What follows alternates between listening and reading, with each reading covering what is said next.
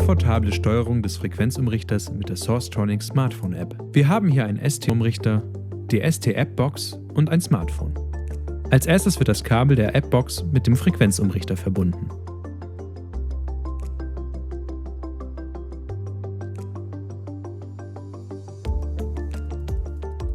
Am Frequenzumrichter muss nun der Parameter F0.11 auf den Wert 4 umgestellt werden. Damit ist die Kommunikationsschnittstelle zusätzlich als Bedienquelle ausgewählt. Als nächstes laden Sie die Sourcetronic ST-App im Play Store herunter.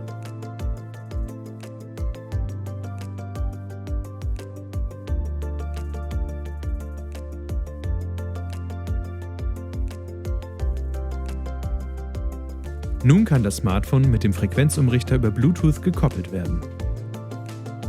Dafür verbinden Sie das Smartphone mit dem Gerät mit dem Passwort 1234.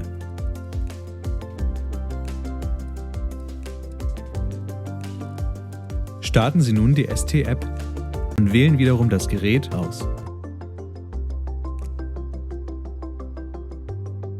In der App können Sie nun den Umrichter starten und stoppen, die Zielfrequenz einstellen sowie die Start- und Stopprampe verändern.